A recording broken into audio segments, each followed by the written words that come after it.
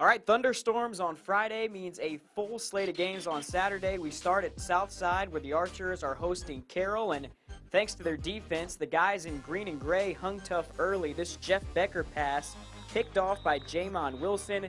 This game scoreless after the first quarter. Doug Dinan doesn't like that. I'm guessing he enjoyed this, though.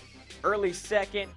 It's a little better from Becker. Tosses one up, and that's his favorite target. Leighton Mitchell coming down with it on the reception. Later in the drive, Becker going to call his own number down by the goal line, able to beat the defender to the pylon. Carroll strikes first. They go up 7-0, and the Chargers go on to win this one 27-6, your final. We head south on Highway 27 now. Jason Dorfler and his Northrop Bruins paying Bishop Luers a visit. Northrop up a touchdown when we pick this one up second half. Gift here goes to Jeremiah Green, and what a night he had. Over 200 yards rushing. This carry puts Northrop in field goal range. And speaking of guys who had a big night, Tarek Bajorgic bangs one through. That gives the Bruins a 10-point lead late in the third quarter, but Bishop Luers refuses to go away. Ensuing drive, C.J. Hale dives across the goal line. Deficit cut to 6.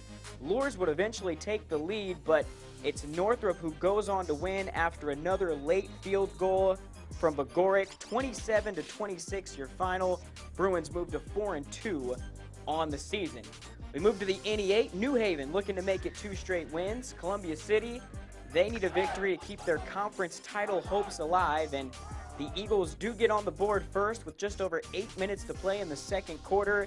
Garrett Kleefeker knocks one in. It's 3-0 Columbia City, but it was pretty much all Bulldogs from that point on. Jamar Hutchins makes about 4 dudes look silly here before he's finally brought down deep in Eagles territory. Later in the drive, New Haven decides to go for it on 4th down, and it pays off. This time, it's the other Hutchins brother. That's Lamar with the touchdown reception. Dogs take the lead, and they'd never give it back. New Haven rolls 31-9. Your final 2 impressive wins in a row for them. All right, let's head over to Leo. Lions looking to bounce back from last week's loss to East Noble as they host the Belmont Braves, and you can't ask for a much better start than this. First offensive play from scrimmage. You've heard of Peyton Wall, but how about Owen Lance? Big play from the senior. He's tackled inside the 20, and you know the rules, folks. You got to let him finish it off. Lance untouched into the end zone. Leo jumps out to a 7-0 lead, and they were just getting started. Lions get the ball right back after a Belmont turnover, and this time it's Mason Sharon's turn to find pay dirt. That puts Leo up 14-0. They go on to roll 42-0, your final. Up to Railroader country we go for some NECC action. Undefeated West Noble visiting Garrett, and it was the Railroaders jumping on the scoring train first. First quarter, Levi Follett dropping a dime to Craig Smith, 39 yards on the score. Garrett goes up 7, but West Noble would respond. They dink and duck their way down the field, and this time it's Kyle Mayhorter to Josh Gross for 6. Extra point no good. Chargers down 1 after 1, but in the second, here comes West Noble again. This time it's Brandon Pruitt taking the handoff. The Navy commit plowing in from a yard out. And then just before half, Mayhorter hooking up with Rocky Sloan for the tutty. This one from 8 yards out. West Noble takes a 20-7 lead into the break. They stay unbeaten with the 34-7 road dub. How about some more NECC action in Turtletown? Churubusco hosting Fremont Brighton early this morning, and it was the homestanding Eagles striking first. Third play on O for Busco. Sam Wood hits Gage Kelly, and Kelly does the rest.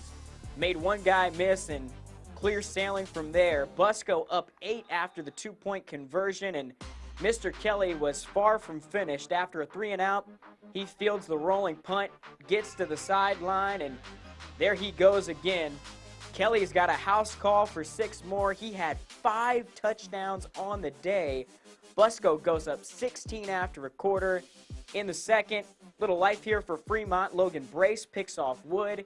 He's pushed out of bounds after a nice return, but that drive would stall Busco just too much for the visiting Eagles tonight. Jake Folk plows in for the score here as the home Eagles roll 62-19, your final. Out to Monroeville we go. Final stop, Heritage eyeing their first victory, taking on TriCounty in some non-conference action. Pats up 14 in the second. Offense came to play, but so did the defense, man. Ryan Elias picks off Corbin Lawson. Nice return before he's finally taken out of bounds, and on the ensuing drive, I told you the offense came to play. Little misdirection here is going to fool Justin Prince and fools the Tri-County defense as well. 50 yards later, Bo Bosler has himself a touchdown. Pats up 21 at recess, and second half, it would continue to get worse for Tri-County. Another misdirection. This time it's Jalen Holiness Bell who's got a reservation for 6. 28-point lead at that point, and those cheerleaders were doing plenty of push-ups today. Heritage gets their first win of the year, 35-6, your final in Monroeville.